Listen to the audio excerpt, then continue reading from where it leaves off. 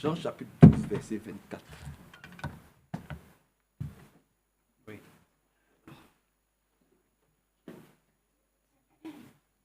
Jésus dit ceci. En vérité, je vous le dis. Si le grain de blé qui est tombé en terre ne meurt, il reste seul. Mais s'il meurt, il porte beaucoup de fruits. Amen. Quand on descend un peu, verset 25. Celui qui aime sa vie la perdra. Oui. Asseyons-nous. Celui qui tient tellement à son honneur, à sa vie est si précieuse pour lui, il va perdre sa vie. Il va la perdre. C'est l'orgueil. Il va la perdre. Celui qui aime sa vie. Mais comment ne pouvons-nous pas aimer notre vie? C'est ça aussi, c'est ça la question. Mais le Seigneur nous dit, c'est lui qui aime sa vie la perdra. Et c'est lui, maintenant, mais c'est quand même terrible, mes frères. Il dit, c'est lui qui hait sa vie dans ce monde. Il précise bien. C'est-à-dire, sa vie dans ce monde. Il hait sa vie dans ce monde, mais il va la conserver. Pourquoi? Mais pour la vie éternelle. Pour la vie éternelle. Vous comprenez? C'est capital pour toi et moi. C'est tellement important là. C'est lui qui aime sa vie. Notre vie n'est pas importante. Ce qui est important, c'est ce que Dieu décide pour notre vie. Je recommence. Ce qui est important pour toi et moi, c'est ce que Dieu a décidé que nous soyons, que nous fassions. C'est ça qui est important. C'est comme ça que tu peux conserver ta vie. Pour la vie éternelle. Amen. Alléluia. C'est lui qui aime sa vie, mais il a peur. Permettez que je n'aille pas trop dans les détails. Permettez que je n'aille pas dans les détails. Mais il dit, et celui qui hait sa vie dans ce monde-là, celui qui la hait, mais il va la conserver. Mais il ne va pas la conserver n'importe comment. Il va la conserver pour la vie éternelle. C'est ce qui nous rassemble ici. La vie éternelle. Amen. Nous lui confions tout. Nous lui remettons tout. Nous lui consacrons tout. Et nous allons toujours demeurer à son service. Par sa grâce jusqu'au bout. Jusqu'au bout. Nous allons le suivre. Dans les bons comme dans les moments difficiles. Surtout lorsqu'il y a des épreuves, ça nous plaît. Plus c'est compliqué. Oh, j'ai dit à Sarah, c'est maintenant on va vivre à Lyon. On va prendre notre retraite à Lyon. Plus c'est compliqué, plus c'est difficile, plus ça nous plaît. Parce que c'est là où on voit la main puissante de Dieu. Notre délivrance. Alléluia. Que Dieu vous bénisse. Frère Dadi, tu vas prier. Il y a longtemps qu'on ne t'a pas vu. Viens, il faut prier. Que Dieu nous bénisse. Amen. Merci. Alléluia. Que le Seigneur soit loué et qu'il soit adoré pour sa parole. Elle ne change pas. Elle est la même hier, aujourd'hui, pour toujours. Alors le frère a dit une chose ici, je l'ai marqué ici. Souvent nous parlons dans les mauvais jours. C'est le cantique. Mais en Jésus-Christ, il n'y a pas de mauvais jours. C'est pour ça que le frère l'a dit simplement dans les temps difficiles. dans les temps compliqués que nous vivons, Dieu révèle toujours ainsi sa grâce. Et comme il est écrit dans le psaume 23, beaucoup s'effraient, bien entendu, quand arrive le moment délicat du passage de cette vie à celle dont le Seigneur ainsi nous a accordé une promesse bienveillante qui nous accueillera pour l'éternité, fait que souvent les gens disent « quand je traverse l'ombre de la vallée de la mort ». En Jésus-Christ, bien entendu, nous le savons, il n'y a plus de mort. Pour le croyant, il a bien sûr reçu cette grâce de pouvoir ainsi être à Jésus-Christ pour l'éternité. Mais souvent, dans la lecture des textes et les mots utilisés, l'ennemi aimerait toujours rabaisser les choses vers ce qui est sombre. Mais les Écritures nous disent que Dieu est lumière. Nous étions ténèbres, mais maintenant nous sommes lumière. Alors nous sommes heureux de pouvoir ainsi élever le Seigneur dans la clarté.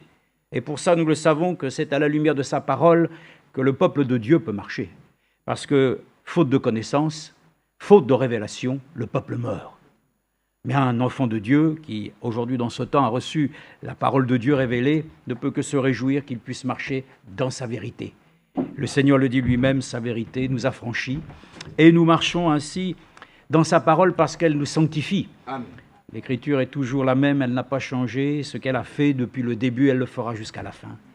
Ainsi, le premier message qui a été prêché du temps ainsi où Pierre lui-même, avec l'Esprit de Dieu, a pu prêcher la repentance, est aussi un message prêché aujourd'hui. Donc le frère l'a dit ici, concernant, nous avons dit hier que l'inhumation du frère était à 10h, en fait non, elle est à 10h à l'église catholique. C'est à midi moins le quart qu'elle se passera au cimetière et que peut-être il nous sera donné d'apporter une parole.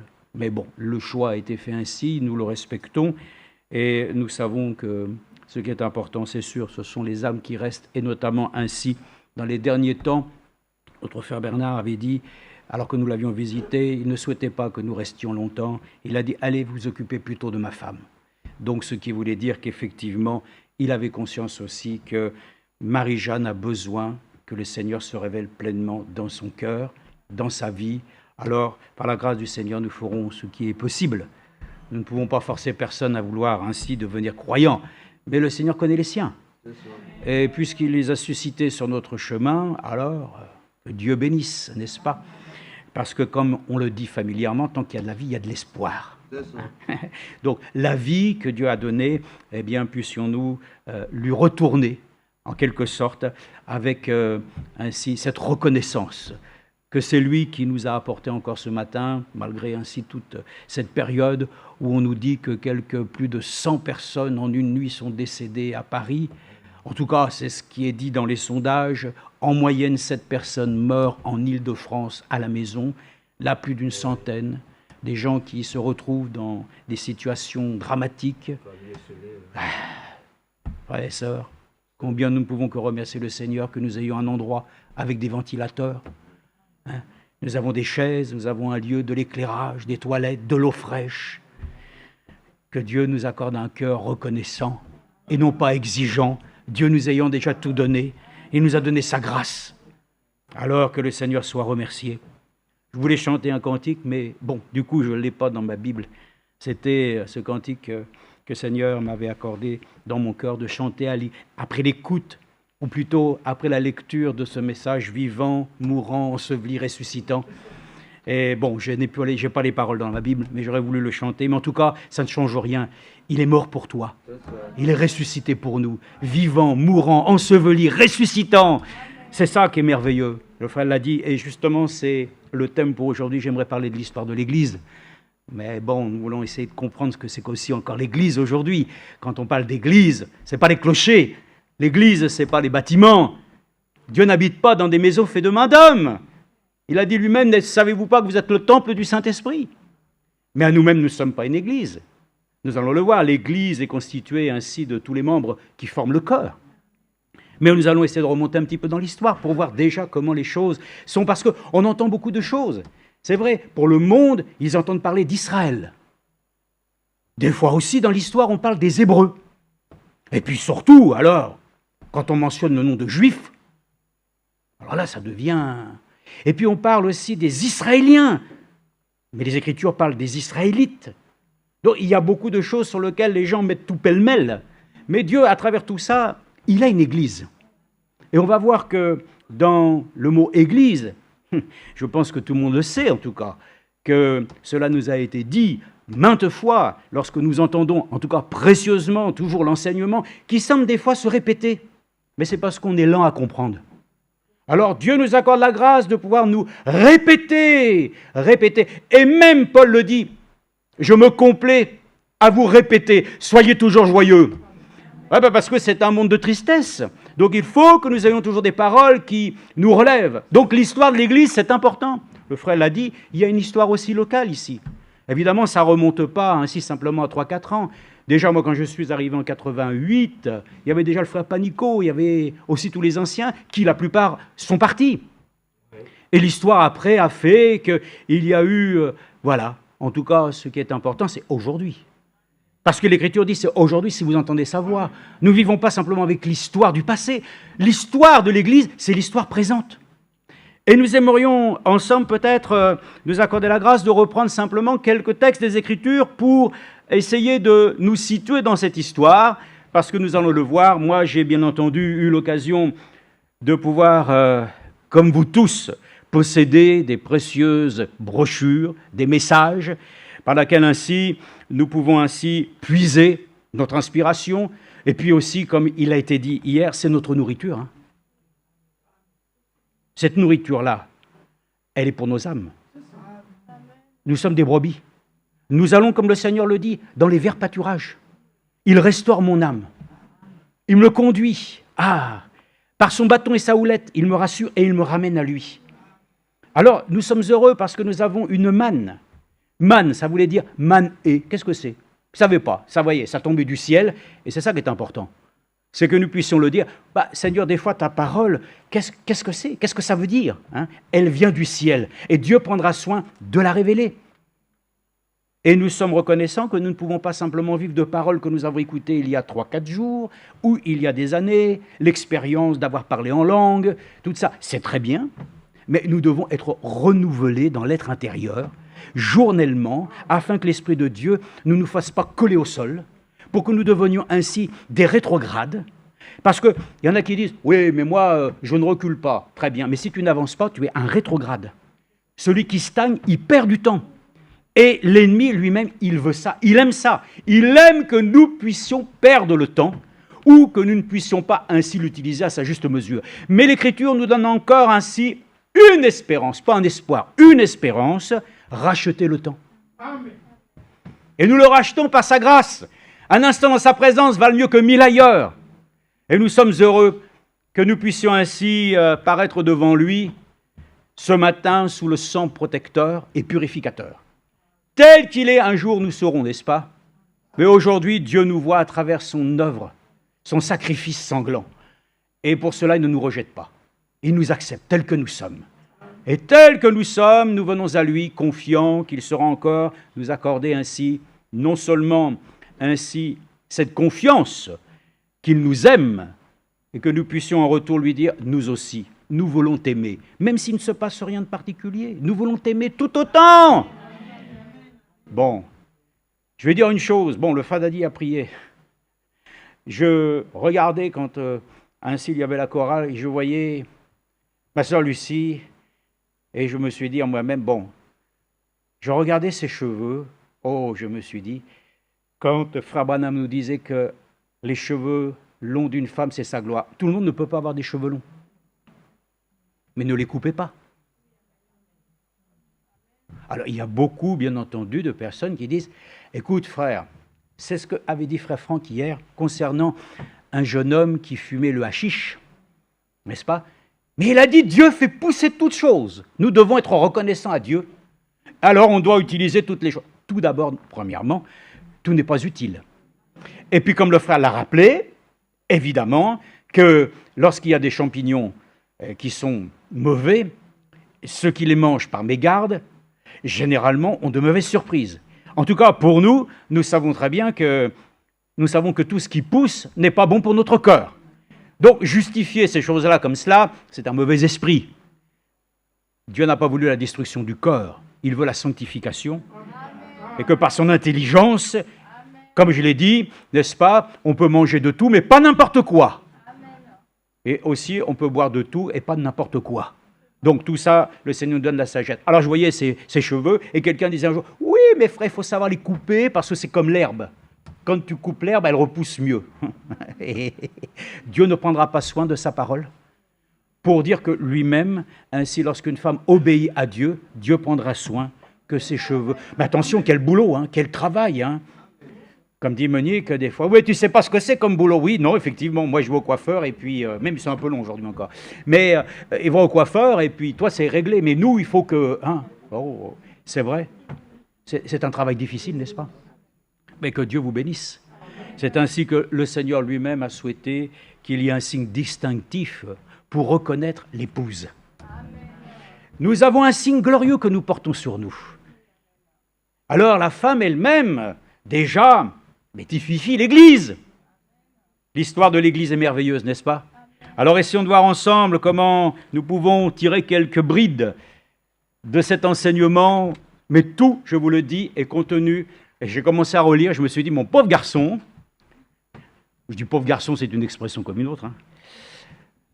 Tu es bien loin d'avoir lu ces brochures récemment. Oh là là, c'est vrai. Et je me suis dit que quand j'ai commencé à les lire, je commençais à prendre, bien entendu, le stylo et puis marquer tant de choses. Je dis, arrête, relis-les, ça sera mieux parce que ainsi il y a forcément tous les éléments pour que nous puissions être réjouis à travers ces 4 ou 5 brochures de l'histoire de l'Église, telles que, en tout cas, Frère Branham les a prêchées, Israël et l'Église en 1953. Donc ce sont des éléments qui nous aident, bien entendu, à comprendre les choses. Et puis nous-mêmes, nous prenons notre Bible, et puis nous voyons ainsi que certains éléments nous portent à dire d'abord, premièrement, que dans Genèse chapitre 32 est mentionné une première fois quelque chose de glorieux, où le nom d'Israël apparaît. Mais il faut peut-être revoir un peu l'histoire aussi. Vous savez que Abraham, c'est notre père dans la foi. Ben évidemment, puis Abraham, il a eu aussi une descendance, n'est-ce pas? Et puis nous pouvons le dire que nous sommes de cette descendance. Qui peut le dire? Parce que nous allons le voir, frères et sœurs, de la même manière que Frère Branham a pu dire, le livre d'Éphésiens est comparable au livre de Josué. Vous vous rappelez? De la même manière, le livre des Hébreux doit être comparé à quelque chose. Le livre des Hébreux, ça c'est important, le livre des Hébreux, on pense réellement que c'est Paul qui l'a écrit. Ce n'est pas marqué noir sur blanc, mais nous savons que les choses qui sont là, ainsi, sont tout à fait du type où Paul a pu nous enseigner, et lui-même l'a dit, je suis un Hébreu. Paul était un Hébreu. Maintenant, lui-même, en tant que Juif aussi, pouvait avoir ainsi recours à César, parce qu'il était aussi un citoyen romain. Il était un homme qui avait obtenu cette citoyenneté. C'est d'ailleurs qu'à travers ce plan qu'un jour, même Paul va dire, moi, compte tenu des circonstances, j'en réclame à César. Bon. Quand il est passé, bien entendu, devant le roi, je ne sais pas si c'était Agrippa, je ne sais plus lequel, en tout cas, il lui a été dit, ah oui, mais attends, le problème c'est que moi je ne trouve rien à redire. Mais comme il en a fait appel à César, il est obligé d'y aller. C'est les lois romaines. Donc vous savez, tout a un plan. Dans l'histoire de l'Église, tout a été planifié. Tout depuis le début jusqu'à la fin. Et quand nous voyons ainsi même l'histoire de l'Église du Nouveau Testament, qui nous a été prêchée à travers, bien entendu, les 7 âges de l'Église. Oh là là là là, vous êtes ainsi vraiment saisis, parce que vous comprenez que c'est ces choses-là qui s'adressent à vous, parce que nous sommes l'Église du Dieu vivant. Et nous allons voir aussi que l'Église du Dieu vivant devient un peuple à part entière lorsqu'il sort de l'Égypte. Mais il y a une chose qui m'a intéressé, et c'est de voir comment nous lisons les choses. Regardez un petit peu. Quand on parle d'Israël, généralement, l'Église est de côté. C'est-à-dire qu'ainsi, quand effectivement Christ vient, l'Église est mise en valeur, et toute l'histoire d'Israël est mise au repos. Ça dure pas mal de temps. Mais nous voyons dans Romains comment Paul l'explique. Il a dit, ne croyez pas que pour Israël, les choses sont terminées. Ils ont simplement, pour un temps, voilà, été mis à l'écart de telle manière qu'ainsi le temps viendra pour eux. Et puis nous, quand on est ainsi enlevé, l'Église, nous avons entendu hier soir comment ça a été traité, heureux ceux qui ont part à la seconde résurrection. Non, c'était la première qui a été prêchée. Bien sûr qu'il y a la seconde, mais la première résurrection, et le frère l'a dit, ce sont les prémices. c'est-à-dire de ceux qui ont part, frères et sœurs, au souper des noces. Donc c'est merveilleux quand nous entendons ces choses, par laquelle ainsi l'Église est appelée à pouvoir ainsi sortir en vainqueur et être amenée ainsi dans la présence de Dieu. Donc toute l'histoire nous montre en tout cas que Israël et l'histoire que nous avons fait qu'à un moment donné, quand l'Église est enlevée, c'est là qu'Israël, Dieu s'en occupe. Et à la fin, tout va se retrouver ensemble. Ah, c'est merveilleux ça, hein? Nous voyons les 24 ainsi anciens, vous en avez 12 et 12, 24, et tout ça se retrouve, cantique de l'agneau, cantique de Moïse. Oh là là! Et à la fin, le Seigneur viendra lui-même et régnera. Alléluia! Avec tous ceux qu'il a aimés, qu'il a rachetés. Oh, frères et sœurs, ceux de l'ancienne alliance et celles de la nouvelle alliance. C'est merveilleux. C'est ça l'histoire de l'Église. Mais prenons déjà la chose. Abraham lui-même, bien entendu, nous le savons, son histoire se trouve dans la Genèse, et comme aussi nous le savons, c'est dans le livre de la Genèse que se trouvent les semences, et que tout a déjà été, en quelque sorte, nous le savons, et à l'époque où Frère Branham encore vivait, nous le savons que la technologie était que l'appareil photo que moi j'avais quand j'étais gamin, ben c'était avec des pellicules, et il fallait absolument que la photo prise, ça soit un négatif. Et le négatif, il fallait le donner au photographe, ou alors ceux qui étaient avec un petit laboratoire chez eux pouvaient effectivement, par le bain, enfin ça j'aime cela moi, parce que j'ai vu mon beau-frère un jour, il m'a dit, pour que le négatif devienne positif, il faut qu'il passe par le bain. Oh, oh, oh. J'ai dit, voilà le principe même, nous devons passer par le bain de la régénérescence, afin que ce qui était négatif devienne positif. Ainsi donc, même les choses négatives, c'était l'Ancien Testament, dans le sens où les choses étaient tout à fait typifiées. Les choses anciennes, les choses qui étaient dans l'Ancienne Alliance sont devenues une réalité à travers Jésus-Christ. Et nous sommes très heureux que lui-même a été la révélation de Dieu tout entière. Jésus-Christ, le mystère de Dieu révélé, caché pendant des siècles. Tout était là, vous le voyez partout. Mais Christ, évidemment, et ça c'est ce que Frère Franck le dit souvent, les gens disent, oh, dans l'Ancienne Alliance, là c'était Jésus, attention, Frère Franck l'a dit, dites simplement qu'il était sous une forme théophanique. C'était Dieu sous cette présence particulière, mais c'est lorsqu'il est venu en chair, frères et sœurs, que le Seigneur Jésus-Christ lui-même, l'agneau qui avait été ainsi prédestiné, qui avait été destiné à notre salut, est devenu une réalité. C'est lorsque la parole a été faite chair. Et l'histoire de l'Église va commencer, frères et sœurs de la Nouvelle Alliance, elle va commencer en celui-même dont nous avons vu les prophéties s'accomplir, de son côté percé, est sorti de l'eau et du sang, est sortie l'Église. Et elle est née où? Parce qu'il y en a qui ne comprennent pas ça. Elle est née, bon, c'est une chose, elle est sortie, mais elle est née à la Pentecôte. Elle est née d'esprit. Et c'est ainsi qu'alors, à la Pentecôte, Dieu a insoufflé le souffle, afin que l'Église soit une Église vivante et permanente, qui puisse ainsi vivre chaque promesse que Dieu avait lui-même ainsi donnée dans la Nouvelle Alliance, dans l'Ancienne Alliance. Donc l'Ancien Testament, c'est l'image des choses qui devaient venir. Mais effectivement, déjà, la personne de notre Seigneur Jésus-Christ est omniprésente. Elle est là, elle est typifiée par toutes sortes de personnes, et aussi d'histoire, puisque nous savons même que Joseph lui-même, et Frère Branham dit, c'est le type de la perfection. Voyez-vous, alors lui, bien entendu, Frère Branham, c'est le typologue, comme il dit. Il y en a même qui disaient, alors Frère Branham, à force de dire tous les types, vous êtes coincé. Il a dit non, parce que dans le type, il y a encore un type. Donc lui, il était ainsi inépuisable dans ses recherches, mais nous pensons que Joseph lui-même est le type, ainsi, de ce que le Seigneur lui-même se révélera à ses frères. En ce temps, c'est-à-dire dans le temps sur lequel ainsi l'Église elle-même aura été enlevée. Donc, voyons déjà dans l'histoire de Genèse, donc chapitre, et là j'ai mis quelques notes parce qu'évidemment c'est Genèse 32, et ce sont des livres qui sont bien entendu composés d'énormément de chapitres, mais nous voulons simplement regarder, lire les choses comme elles sont, et refaire simplement, non pas l'histoire, ce n'est pas l'histoire que nous devons refaire, mais l'histoire doit se dessiner pour nous, afin que nous comprenions que cette histoire, c'est la tienne. L'histoire d'Israël, c'est mon histoire. Pourquoi ? Parce que dans cette histoire, Dieu lui-même avait déjà révélé les fondements de la foi. C'est pour ça que le livre des Hébreux, c'est le livre de la foi. Et vous allez voir que le mot hébreu n'a pas été choisi en vain comme celle-ci. Mais première chose, prenons d'abord premièrement Israël. Première chose, où est citée une chose sur laquelle ainsi...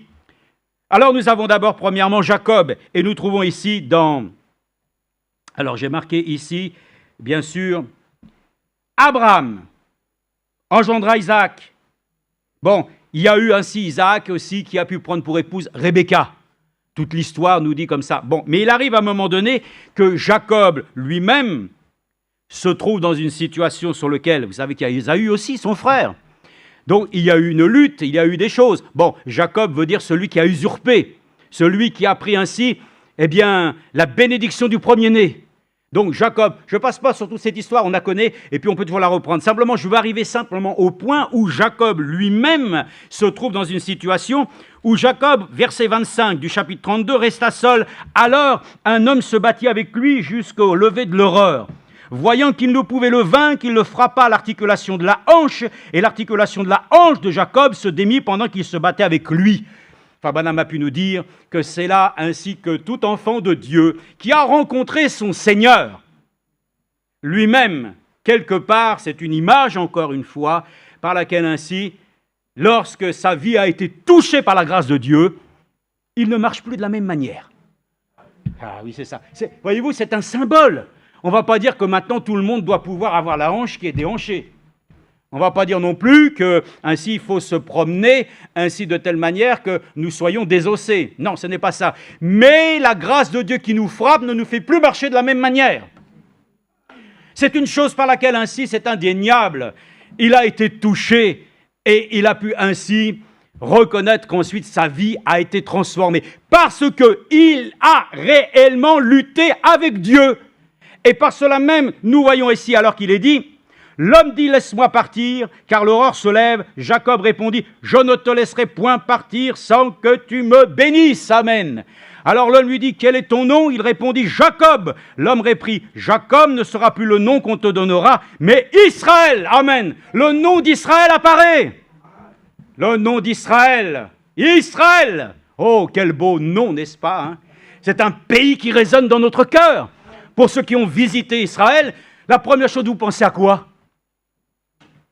Quand on pense à Israël, vous avez du mal à sortir le mot Jérusalem. Mais Jérusalem, c'est de là qu'est venue la parole de Dieu. Souvent, frère Franck nous le dit, c'est à Jérusalem, frères et sœurs, que tout s'est accompli. L'histoire elle-même a chaviré. Parce que c'est là l'endroit même où le Seigneur à Golgotha a pu expier tes péchés, qu'ainsi aujourd'hui c'est une ville dont tout le monde ainsi voudrait s'emparer. Hein? Mais quelle est cette ville? Quelle est cette petite ville qui ainsi n'a que d'attrait, frères et sœurs, que dans le domaine ainsi de la foi? C'est curieux, hein? Israël, petit pays, mais c'est le pays que Dieu a choisi. Parce qu'il s'est choisi un peuple, et ce peuple s'appelle le peuple d'Israël.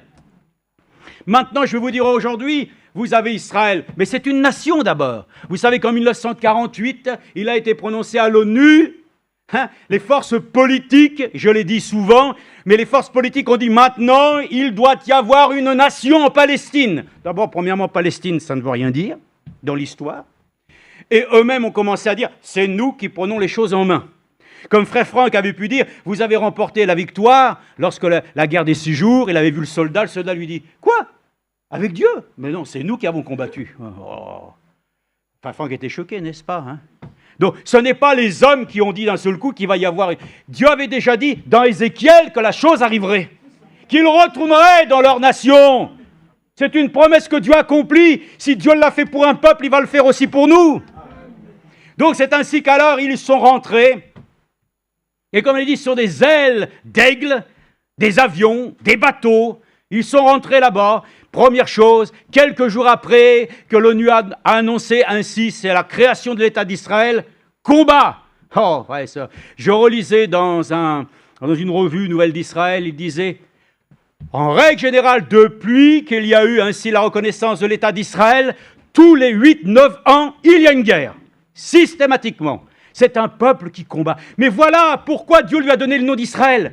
Pourquoi ? C'est pas simplement Israël en tant que pays qui n'a pas ainsi une origine. C'est parce que Jacob lui-même lutta avec Dieu. Son nom fut changé. C'est pour ça que nous le croyons aussi.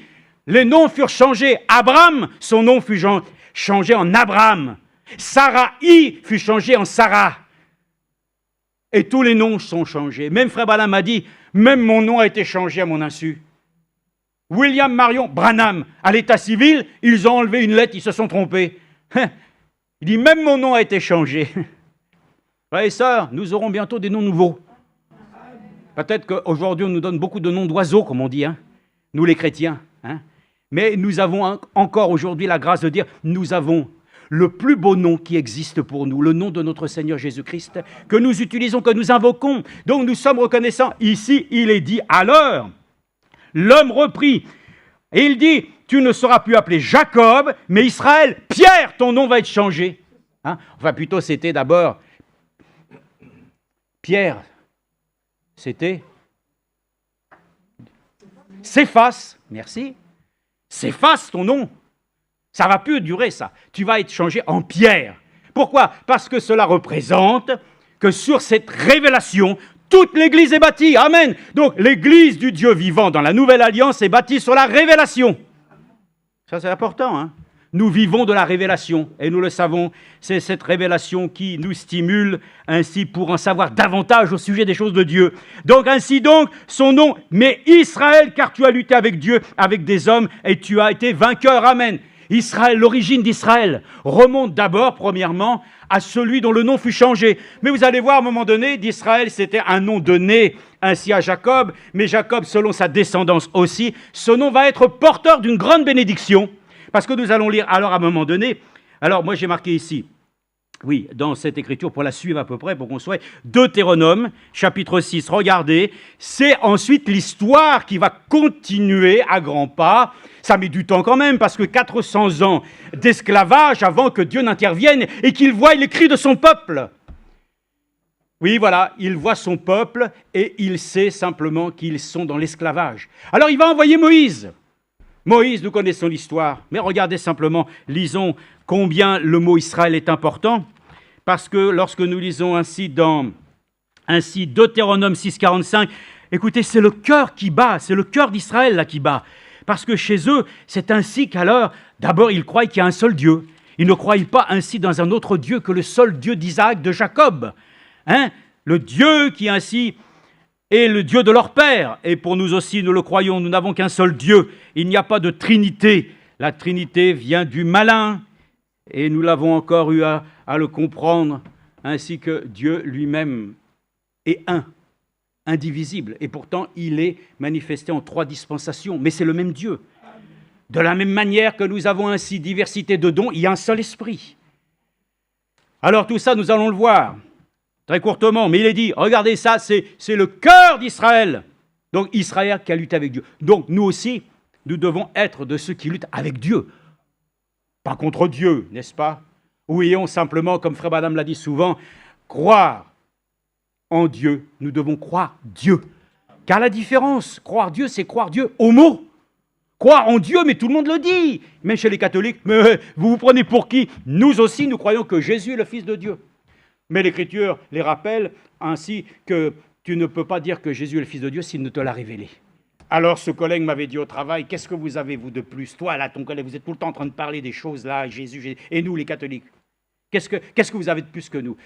J'ai dit, je ne sais pas, de quoi tu me parles? Mais oui, vous dites que vous savez plus que nous. J'ai dit, écoute, est-ce que je ne sais pas, mais nous avons par la grâce de Dieu, il est dit, nous avons reçu le Saint-Esprit qui nous conduit dans toute la vérité.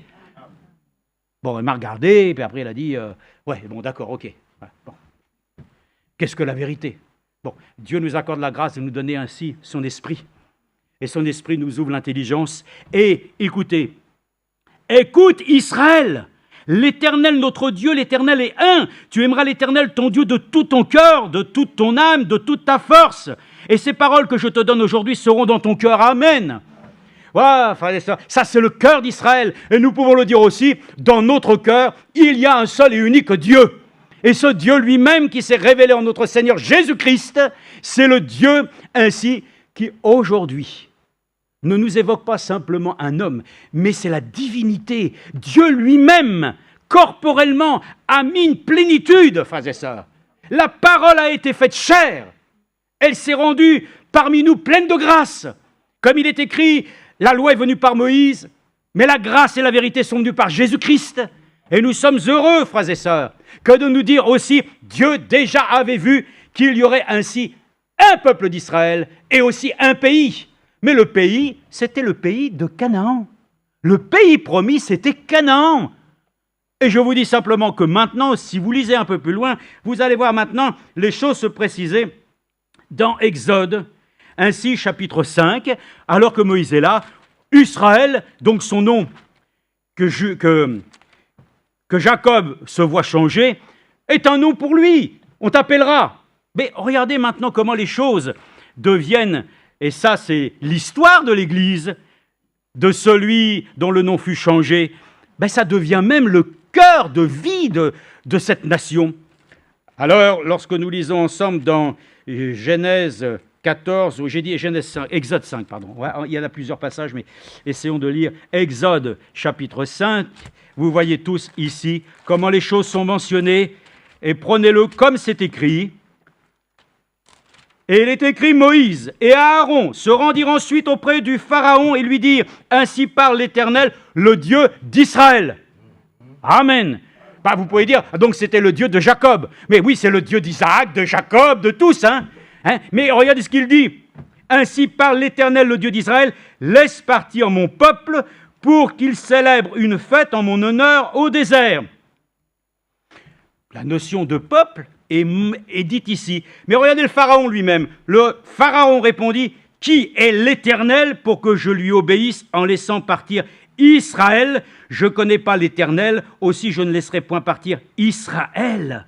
Ah, frères et sœurs, Israël devient donc ainsi une notion d'un peuple.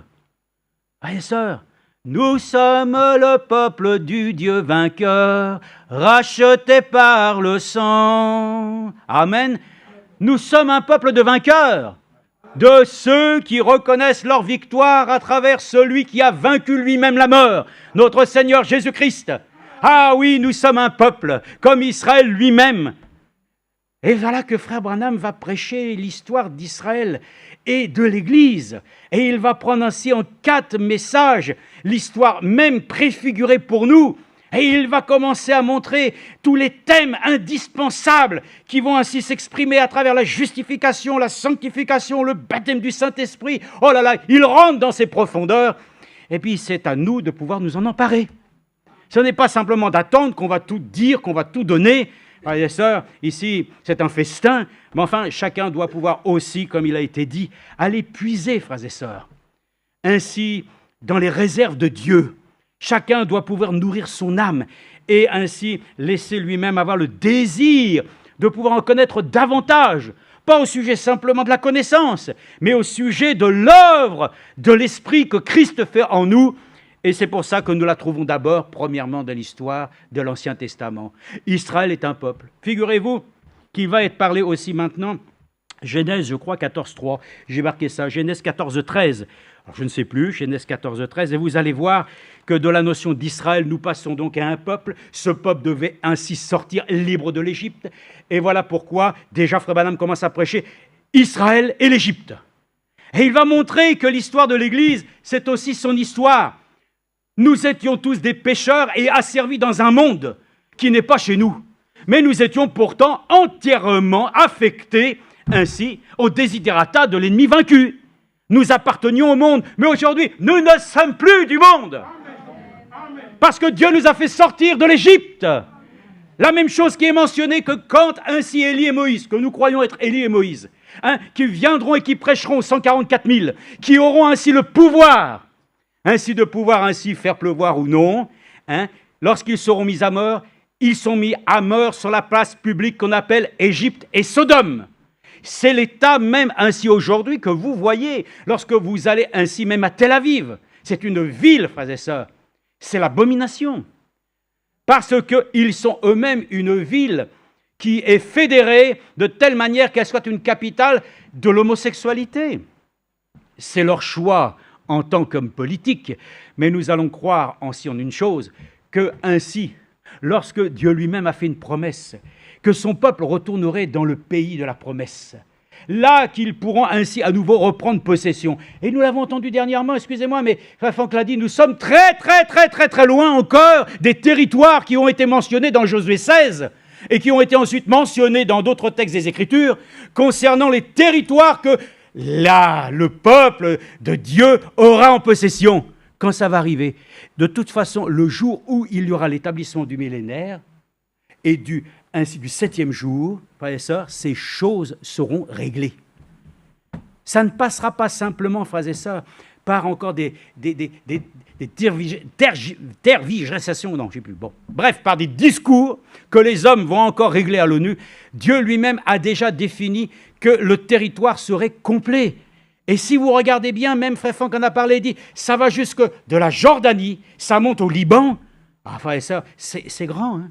Alors aujourd'hui, il semble que c'est encore ainsi une situation qui ne semble pas être très réjouissante. Et Dieu a tout dans ses mains pour réaliser la chose que même il a fait pour faire tomber en une nuit le mur de Berlin.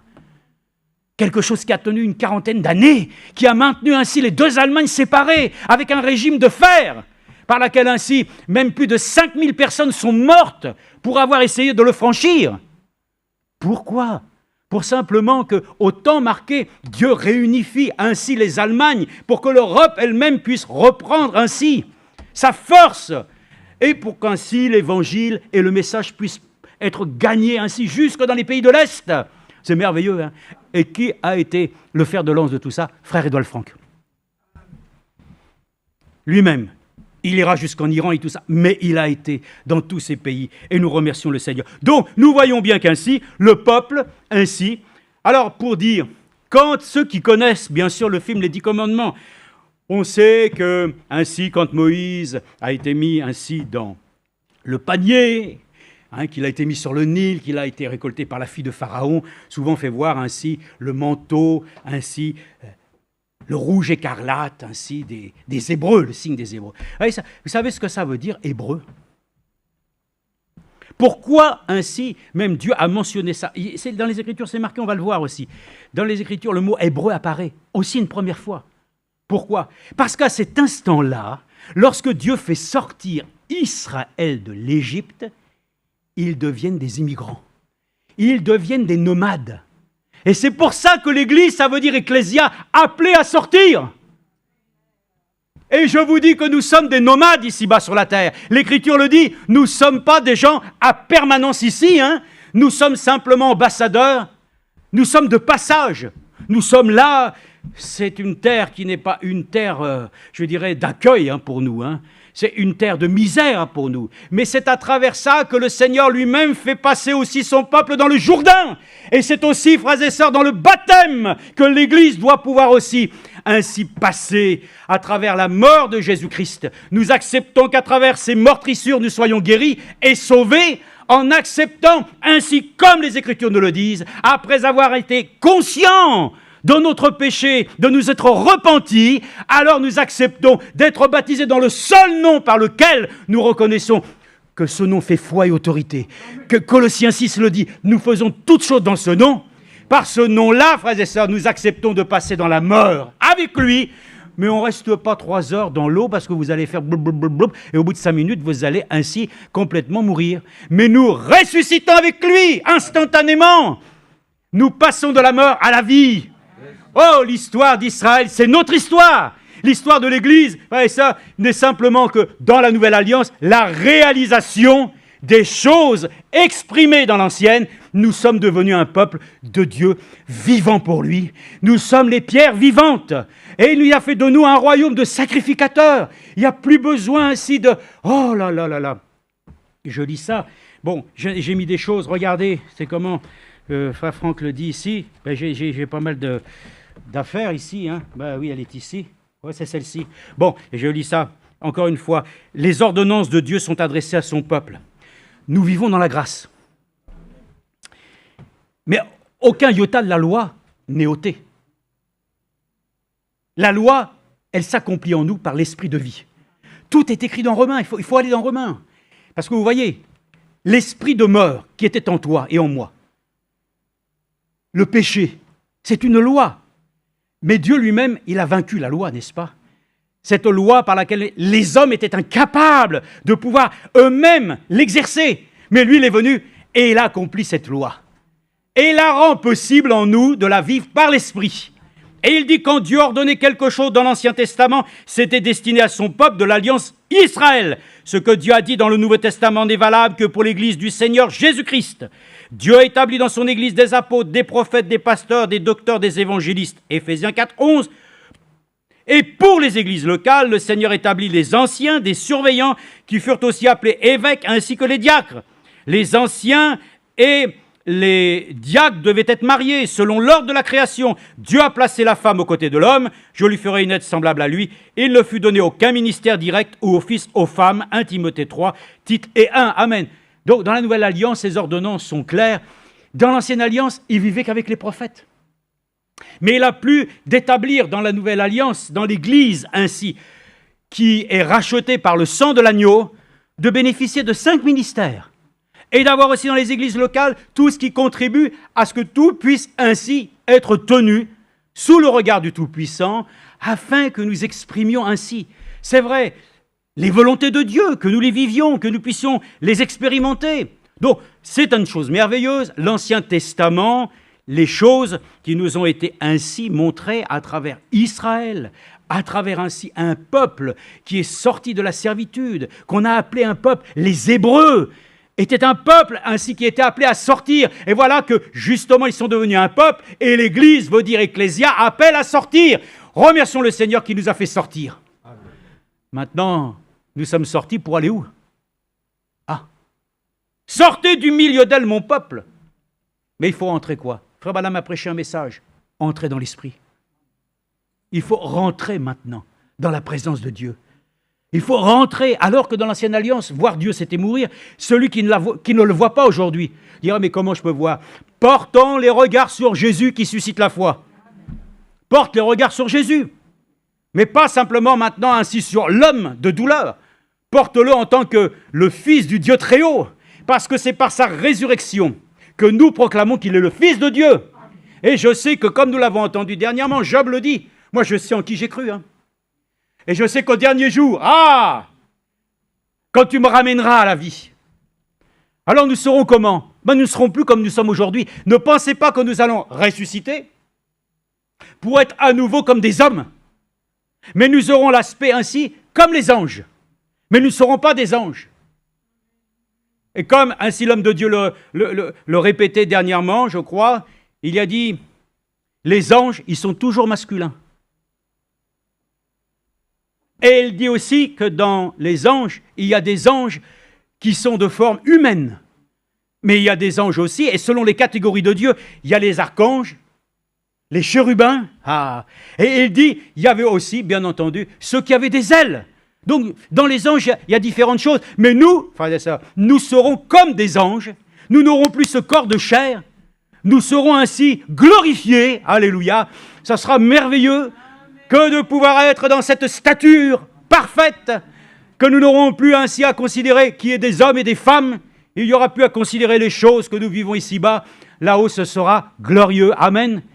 Alors nous remercions le Seigneur que nous puissions ainsi le croire. Déjà même, lorsqu'il a été fait mention que déjà Frère Branham lui-même, il a vu l'ange de l'Éternel. Mais c'est Dieu sous une forme, n'est-ce pas? Sur lequel lui-même, lorsqu'il est apparu à Abraham, il dit c'est une théophanie. C'est un moyen d'exprimer ainsi sa présence. Mais il n'était pas encore manifesté comme la plénitude divine. Il n'était pas encore la parole parlée qui s'est ainsi totalement manifestée dans la chair. Ça, c'est la plénitude de Dieu. Jésus-Christ, c'est le chef-d'œuvre. Le chef-d'œuvre de Dieu qu'il manifestera bientôt en se présentant à lui une église sans tache, ni ride, ni rien de semblable. Donc nous voyons l'histoire de l'église commence déjà du temps où il y a eu Jacob qui a combattu. Ainsi avec Dieu, son nom fut changé en Israël. D'Israël, cela devient ainsi, ainsi même un peuple qu'on appelle les Hébreux, parce qu'ils deviennent ainsi ceux qui sont appelés à sortir. Et ce peuple, bien entendu, continue ainsi sa marche, ainsi durant les 40 années dans le désert, pour entrer ensuite dans le pays promis. Et puis, nous voyons qu'ainsi les choses avancent de manière ainsi glorieuse. Maintenant, il y a un autre terme aussi qui est utilisé. Alors, je vous ai dit que simplement, aujourd'hui en Israël, on les appelle les Israéliens. La nation d'Israël aujourd'hui est une nation. Elle est reconnue de l'ONU, elle n'est pas reconnue encore de tous. Évidemment, nous savons pourquoi. Mais enfin, toujours est-il que c'est une nation, et ce sont des Israéliens. Mais dans la parole de Dieu, permettez-moi de lire dans Lévitique 20 comment les choses sont désignées, c'est tout autre. Et dans Lévitique, j'aimerais vous dire alors que vous compreniez bien ce qu'est un Hébreu, ce que représente Israël, et ce que représentent aux yeux de Dieu ceux qui font partie intégrante ainsi de ses enfants. Ils ne sont pas appelés des Israéliens. Les Israéliens, c'est tout le peuple d'Israël qui sont ainsi appelés de ce sens. Et c'est comme nous sommes français, les Espagnols et tout ce que vous voulez. Nous sommes, mais Dieu lui-même. Et c'est pour ça que nous disons, il y a une particularité. Il ne les appelle pas les Israéliens, il les appelle les Israélites. Les Israélites, c'est ceux, frères et sœurs, alléluia, qui ont un cœur pleinement affecté ainsi à leur Dieu. Et là, lorsque Lévitique nous le dit ici, c'est le terme par lequel ainsi nous pourrons trouver. Je vais vous dire tout de suite comment nous allons parler de ça. Pourquoi je dis ça? Parce que simplement, ce n'est pas parce que, comme Frère Madame le dit d'ailleurs, ce n'est pas parce qu'on est dans une assemblée chrétienne qu'on est chrétien. Et ce n'est pas tous ceux qui s'appellent Israélites qui sont ainsi des Juifs sauvés, pas du tout, on va le voir. Mais simplement, Dieu lui-même appelle, comme Jésus a pu dire, disciples. Nous sommes les disciples du Seigneur. C'est comme ça qu'il nous reconnaît. Parce que chrétiens, mais il y en a tellement de chrétiens aujourd'hui, des chrétiens qui font même ainsi, oui, eux aussi, ils font des veillées de prière aussi en pyjama. D'autres, ils vont les faire. Non mais, on est tombé dans les extravagances. Mais c'est vraiment aux yeux de Dieu, ce sont des tables de vomissement. C'est vraiment des choses, mais qui ne sont pas conduites, des choses qui viennent de la révélation divine. Ça vient ainsi de celui qui, malheureusement, les mène par le bout du nez pour leur faire des choses que Dieu lui-même haït, rejette. Que Dieu nous accorde la grâce de remercier qu'il nous ait donné une parole pour notre temps, pour comprendre comment l'Esprit veut que nous puissions lui rendre un culte qui lui est agréable. Non pas avec simplement des préceptes, des lois, des commandements, fais pas ci, fais ça. Non, mais que l'Esprit de Christ lui-même vienne lui-même conduire son Église, afin qu'elle puisse croître et grandir, alléluia, selon son principe à lui. Le frère l'a prêché ici. Si tu ne nais de nouveau, tu es foutu. Donc c'est pour cela que le plan de paix et de salut, c'est la vie. Et le grain doit mourir. Celui qui ne meurt pas lui-même, mais il ne peut pas renaître. Nous sommes reconnaissants parce que nous savons comment le plan de Dieu est, que ça a été prêché, n'est-ce pas, comme le lys de la vallée, qui pousse dans la boue, mais qui, avec la force des choses, arrive à passer les différentes croûtes, et puis ensuite, la vie triomphe jusqu'au point ensuite, elle sort la tête dehors, et puis elle grandit jusqu'à produire une belle fleur, alléluia. Et ce lys de la vallée, c'est Jésus. Il est le lys de la vallée, il est la rose de Saron, alléluia.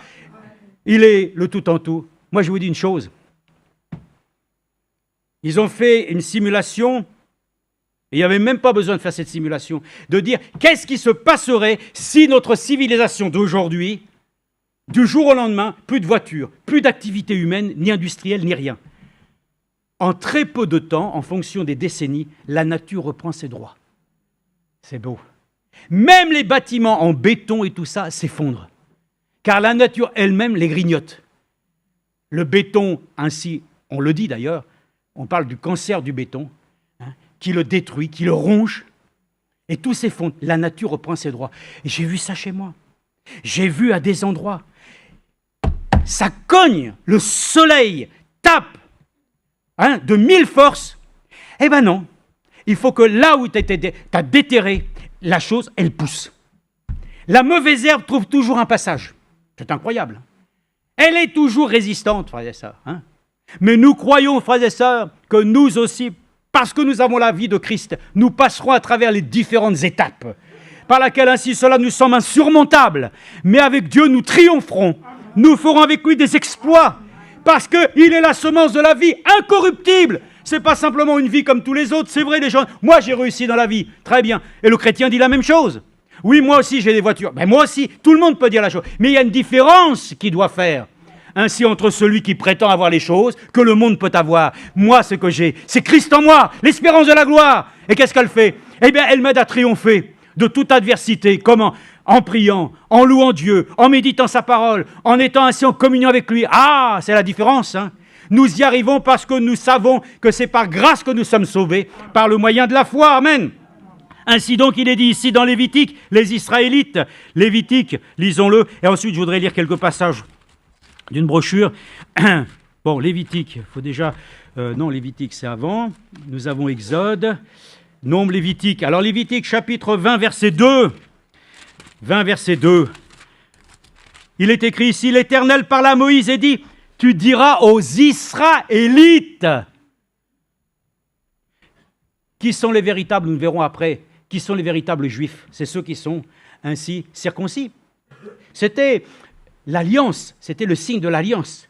Ceux qui appartenaient réellement au Seigneur en ce temps-là devaient faire alliance, et par la circoncision, c'était le signe, frères et sœurs, par laquelle ils avaient le sceau de Dieu. Nous, aujourd'hui, il est écrit dans Colossiens, il est dit à plusieurs passages, en tout cas, celui qui est vraiment circoncis, c'est celui qui est circoncis du cœur, qui n'est pas de l'intervention d'un homme, mais de Dieu lui-même, qui a circoncis nos cœurs.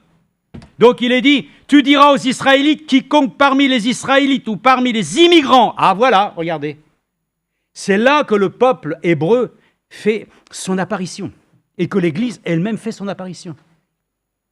Et elle est dit ainsi, parmi les immigrants qui séjournent en Israël, livrent à Moloch, l'un de ses descendants sera puni de mort, les habitants du pays le lapideront, les Israélites, ah voilà. Donc aujourd'hui, frères et sœurs, il y a les Israéliens. Mais nous parlons ainsi vraiment de ce peuple que Dieu connaît, qu'il chérit, et qui est amené ainsi à pouvoir être ainsi ceux qui ont représenté pour nous déjà l'histoire de l'Église dans les temps anciens. Et nous sommes reconnaissants. Dernière chose aussi, il y a eu en 933 avant Jésus-Christ, on va dire aux alentours de l'an 1000, il y a eu ce qu'on appelle le schisme en Israël. Bon, on ne rentre pas dans l'histoire de ça, des embrouilles, des choses. Il y a Jéroboam aussi qui est devenu, je crois, le premier roi de Juda, et ainsi de suite. Bon, tant qu'il y avait le temps de Salomon, de David, le royaume était unifié.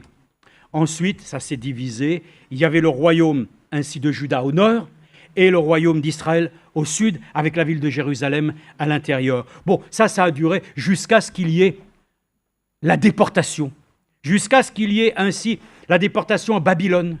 Et c'est là que, Frère Branham l'explique lui-même, il dit, c'est à l'issue de ça que, bon, comme tout avait été de toute façon bousillé, hein, que Nebuchadnezzar lui-même a donné le nom ainsi à ceux qui étaient de la tribu de Juda, le nom de Juifs. Donc aujourd'hui, frères et sœurs, les Juifs tels qu'on les appelle, qui sont si mal aimés, qui sont aussi considérés comme une race.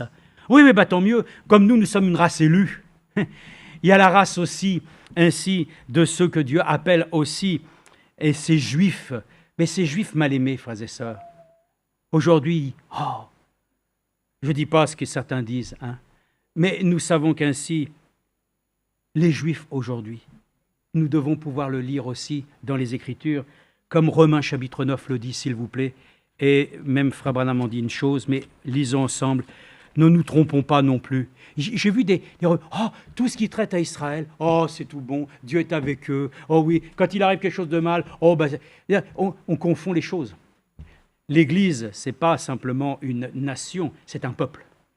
Et pour cela, je voudrais lire avec vous dans Romains chapitre 9, regardez bien dans Romains chapitre 9, c'est très important de ce que ainsi nous a été enseigné ici, afin que nous ayons une bonne compréhension des choses qui concernent le peuple d'Israël. Et puis ensuite, nous allons voir, nous, que nous ayons une bonne compréhension. Nous sommes un peuple mis à part aussi, dans une alliance nouvelle, une alliance qui est excellente.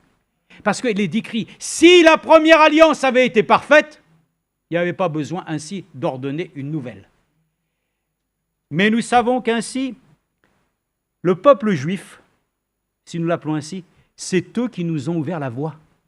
Et je vous le dis, que c'est par leur désobéissance, c'est par le fait que Dieu même les a aveuglés, que nous avons accès à la grâce. Nous pourrions presque leur dire merci. Mais Dieu, dans son blanc, savait comment faire. De la même manière, nous n'aimerions pas dire ceci, mais nous remercions Ève d'avoir aussi chuté alors. Parce que Frère Madame l'a dit, c'est à travers la chute que Dieu a révélé son salut, son amour et sa rédemption. Donc vous voyez, si on veut raisonner, c'est foutu. Hein. Dieu a tout sous son contrôle. Y avait-il une chose meilleure que l'humanité puisse connaître? C'est non. Y aurait-il une autre solution qu'aujourd'hui que de... Non. Tout est là et nous allons voir que c'est lié à l'élection, à la prédestination. Tout est lié à ça, mais laissons au moins la parole de Dieu nous parler en disant dans Hébreux chapitre 9, verset 14, « Que dirons-nous donc? Y a-t-il en Dieu de l'injustice? Niet, certes non, car il dit à Moïse, je ferai miséricorde à qui je ferai miséricorde et j'aurai compassion de qui j'aurai compassion. Ainsi donc, cela ne dépend pas ni de celui qui veut, ni de celui qui court, mais Dieu qui fait miséricorde. Alléluia! Car l'Écriture dit à Pharaon, je t'ai suscité tout exprès pour montrer en toi ma puissance, alléluia, et pour que mon nom soit publié par toute la terre, alléluia! Voyez-vous comment Dieu a endurci le cœur de Pharaon? Pourquoi? Pourquoi fallait-il qu'il soit endurci? Pour qu'arrive une véritable délivrance totale et complète. Tu me diras donc, qu'a-t-il encore à blâmer? Non. Qu'as-tu? Car qui résiste à sa volonté? Toi plutôt, qui es-tu pour discuter avec Dieu? Le vase modèle-t-il ainsi le modeleur? Pourrais-tu? Non, non, non. Certainement pas.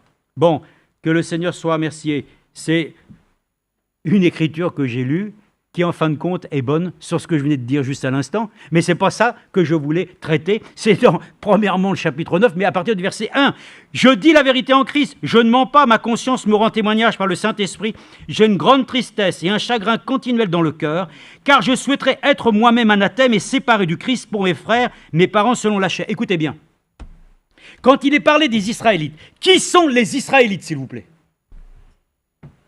Les Israélites sont à qui appartiennent l'adoption. Alléluia! Ne sommes-nous pas non plus des fils et des filles d'adoption? Nous n'avions rien, mais Dieu nous a tout donné. Les alliances, la loi, le culte et les promesses. Et les promesses, je vais vous dire, il y a de nombreuses promesses aussi pour nous, n'est-ce pas? Bon, donc les Israélites, c'était à ceux qui appartiennent l'adoption, la gloire, les alliances, la loi, le culte et les promesses, les patriarches et de ce qui est issu selon la chair, le Christ qui est au-dessus de toutes choses, Dieu exalté éternellement. Ce n'est pas que la parole de Dieu soit devenue caduque, car tous ceux qui descendent d'Israël ne sont pas Israël.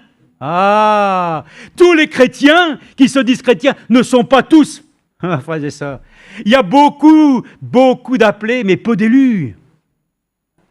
Et nous croyons que les élus de Dieu, alléluia, qui sont connus de lui, il les a prédestinés en son amour à être présentés sans tache ni ride.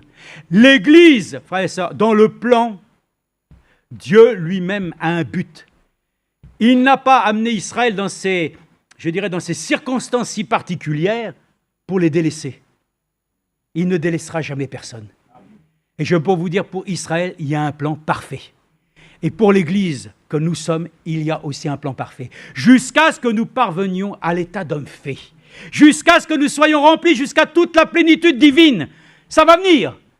Parce que bientôt le Seigneur lui-même, alors que nous crions la pluie, oh la pluie, il dit ça y est, ce soir il y a de la pluie. Et puis les nuages se sont détournés. Il semble qu'il n'y aura même pas d'orage. Oh Seigneur. Mais nous demandons, comme il était dit, nous ne demandons pas simplement du pain et ainsi des aliments pour que notre corps et notre chair se trouvent bien. Nous prions Dieu qui nous donne ainsi encore, lui à satiété, la nourriture dans le temps convenable, que nous la mangions, afin que nous ne soyons pas ainsi comme beaucoup dans ces dénominations qui, en fin de compte, ils sont ainsi dans une grande détresse Ils sont dans une disette. Parce qu'on leur a dit ainsi, n'écoutez pas ça, n'écoutez pas ça. Parce qu'ils sont ainsi malheureusement comme du temps du Seigneur. Et il a averti, méfiez-vous de l'enseignement des pharisiens. Tous ces hommes religieux aujourd'hui qui maintiennent les gens prisonniers pour ne pas entendre la parole qui libère. Que Dieu fasse grâce. Si nous pouvons encore rencontrer quelques croyants ainsi de dénomination, que nous puissions leur dire, Jésus est vivant. Et il a fait une promesse. Et comment ainsi alors nous pouvons leur présenter qu'aujourd'hui l'Église n'est pas une dénomination. L'Église est l'Église du Dieu vivant, comme nous l'avons entendu. Elle est la colonne et l'appui de la vérité. Elle reflète le Seigneur lui-même. Bon, maintenant il est décrit ici, concernant, regardez, tous ceux qui descendent d'Israël ne sont pas Israël parce qu'ils sont à la descendance d'Abraham. Devons-nous rappeler qu'ici même, il y a 3 sortes de croyants? Nous ne sommes pas là pour désigner des non-croyants ou des croyants. Ce que dit Frère Branham, dans tout rassemblement, il y a 3 sortes de croyants. Trouvons-nous les uns et les autres comme étant un croyant ainsi qui est une partie intégrante de son Église. Et puis nous nous réjouirons. Alors il est dit, parce que nous ne sommes pas tous, parce qu'ils sont la descendance d'Abraham, nous ne sommes pas ses enfants. Mais il est dit, en Isaac, tu auras une descendance appelée de ton nom. Amen. C'est-à-dire, ce ne sont pas les enfants de la chair qui sont enfants de Dieu, mais ce sont les enfants de la promesse qui sont comptés comme descendance. Amen. Dieu avait fait une promesse à Abraham. Alléluia. Et lui-même, oh, que cet homme est un modèle, n'est-ce pas? Et oui, c'est un modèle, puisqu'on doit l'appeler même père. Et l'Écriture dit, n'appelez jamais personne père. Contradiction. Non, ça n'a rien à voir. Nous n'élevons pas un homme, nous élevons le Dieu qui, dans sa vie, a pu y placer l'obéissance. Et nous remercions le Seigneur qu'Abraham fut obéissant. Réellement, il crut Dieu, mais aussi, il répondit présent au moment où Dieu lui a demandé d'offrir son fils. Donc, cette foi et cette obéissance lui fut rendue ainsi sous une forme ainsi de double bénédiction. Cela lui fut imputé à justice. Puisse la justice de Dieu être imputée à son Église, qu'elle puisse croire et obéir. C'est le message, toujours, que nous avons entendu et que notre bien-aimé frère Franck a eu souvent. Il y en a qui disent, il nous surine avec ça. Non, il n'y a pas de surinement. Il y a simplement ainsi une réjouissance à dire foi et obéissance sont mariés ensemble, que la foi et l'obéissance soient trouvées dans son Église. Et comme il est dit ici, voici en effet la parole de la promesse. À cette même époque, je viendrai et Sarah aura un fils. Bien plus, il en fut de même. Rebecca, qui conçut seulement Isaac. Donc vous voyez bien la descendance d'Abraham. Isaac, Jacob. Et jusque-là, Jacob, son nom changé en Israël, d'Israël, devient ainsi donc un peuple qui sort de l'esclavage et qu'on appelle les Hébreux et qui, en fin de compte, deviennent dans notre temps ainsi le peuple juif, martyrisé, rejeté.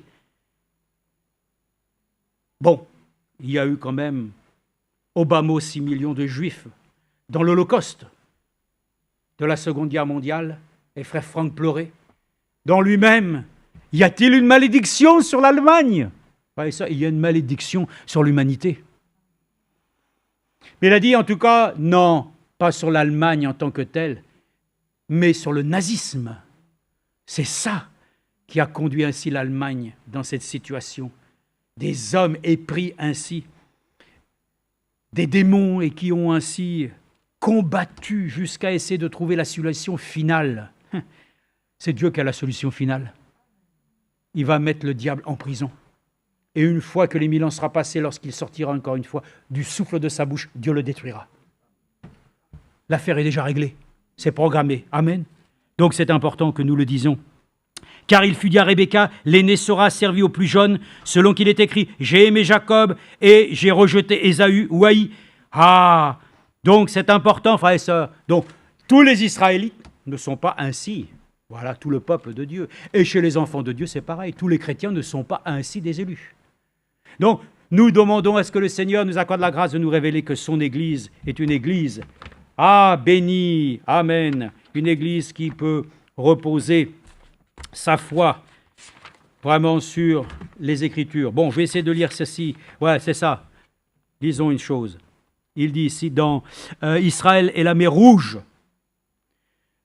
Alors c'est deuxième partie Israël et l'Église, deuxième partie, à la mer rouge, lettre A. Alors, je pense qu'il y a deux parties, j'en sais rien. Bon, bref, moi je vous dis simplement ce qui est dit. Maintenant, ce que nous essayons de faire ce soir est de projeter une ombre de ce qu'était l'Ancien Testament par rapport au Nouveau Testament. Et toutes les choses anciennes, dit l'Écriture, étaient un type ou une ombre des choses qui sont à venir. Maintenant, c'est une belle leçon ce soir, l'Exode. Ah, voilà, l'Exode. Vous savez qu'il y a plusieurs exodes, hein? Ils sont revenus de la diaspora. Ils étaient en exode. Ils ont été en exode, là. C'est toujours un peuple errant, hein? En quelque sorte, nomade. Hein? Mais nous remercions le Seigneur que ce qui est ici présent n'est pas chez nous. Mais par le Saint-Esprit qui nous a été accordé, nous ne sommes plus errants à tout vent de doctrine. Il y en a beaucoup qui sont bien implantés sur la terre, ils sont bien où ils sont, et ils sont errants à tout vent de doctrine pour essayer de trouver quelque chose qui puisse ainsi leur donner une espérance pour cette vie d'ici-bas. Toutes les promesses de Dieu sont faites pour que nous puissions nous diriger, alléluia, vers la cité céleste. Tout est fait pour dégager notre cœur de ces valeurs qui, en fin de compte, n'ont aucune valeur. Les choses qui sont si viles de ce monde, pourrissables, que le monde peut dérober, nous regardons à lui. Comme Paul l'a dit, aspirez aux dons les meilleurs, aspirez à la charité. Ah oui, frères et sœurs, nous aspirons à notre délivrance. Viens, Seigneur Jésus, ne tarde plus. C'est le cri. C'est mentionné, mais qui le crie? En tout cas, c'est un cri qui doit sortir. Viens, Seigneur Jésus.